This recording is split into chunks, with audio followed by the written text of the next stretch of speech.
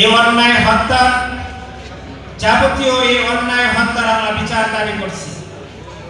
যারা এই ট্রাইব্যুনাল গঠন করেছে, এই ট্রাইব্যুনালে গিয়ে যারা মিথ্যা সাক্ষী দিয়েছে এবং যে বিচারকরা সেই মিথ্যা সাক্ষীকে অবলম্বন করে এই মেধাবী, সৎ, যোগ্য, সকল গুণের সমাবেশ যার মধ্যে ছিল, যিনি বিশ্ব ইসলামী আন্দোলনের একজন নেতা ছিলেন, যারা তাকে অন্যায়ভাবে হত্যা করেছে, এই হত্যার সাথে যারাই জড়িত, আমরা সেই হত্যাকারীদের বিচার দাবি করছি।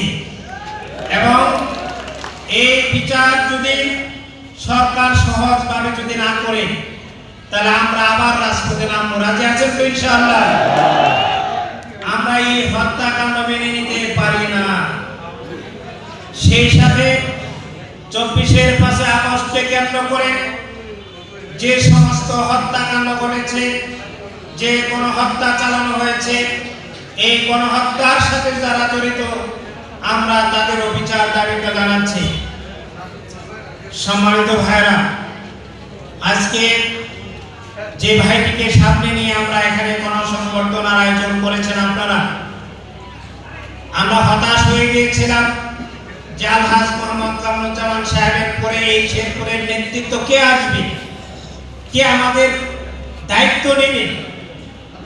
আমরা তখন হতাশার মধ্যেই ছিলাম, কিন্তু আল্লাহর মেহেরবানি, আল্লাহর ইচ্ছায় আমাদের এই এলাকা থেকে, তার গ্রাম থেকে একজন তারই মতো করে মেধাবী একজন নেতৃত্ব আল্লাহ আমাদেরকে দান করেছেন।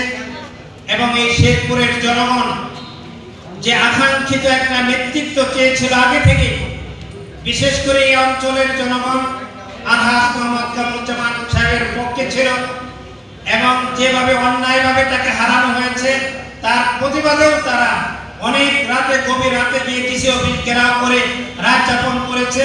শেষ পর্যন্ত ষড়যন্ত্রের কাছে আমরা সেই রেজাল্টগুলো আমরা ছিনিয়ে নিতে পারি নাই। কিন্তু আল্লাহর মেহেরবানি, এবার কোনো ষড়যন্ত্র কাজে লাগে নাই। এবার এই দেশের এই এলাকার শুধু নয়, টোটাল শেরপুর সদরের মানুষ, আমরা মনে করি আলহাজ কামরুজ্জামান সাহেবের এই আত্মত্যাগের কারণে আল্লাহ সুবহানাহু ওয়া তাআলা সকল মানুষের মহব্বত দাঁড়িপাল্লার প্রতি করে দিয়েছিল এবং জনগণ, সকল এলাকার মানুষই তাকে ভোট দিয়ে এতটুকু ব্যবধান করেছে, এখানে ষড়যন্ত্র করার কোনো সুযোগ তারা পায়নি। যদি পাইতো তাহলে অবশ্যই তারা ষড়যন্ত্র করে আবার এই রেজাল্ট ছিনিয়ে নেওয়ার চেষ্টা করত। আল্লাহর শুকরিয়া, তারা পায়নি। আপনারা এই শুধু আপনাদের এই এলাকা শুধু নয়, টোটাল শেরপুর সদরের 14টি ইউনিয়ন, একটি পৌরসভার জনগণের যে প্রত্যাশা, সকল প্রত্যাশায় যাতে আমরা পূরণ করতে পারি, এই দোয়াতে আমি আপনাদেরকে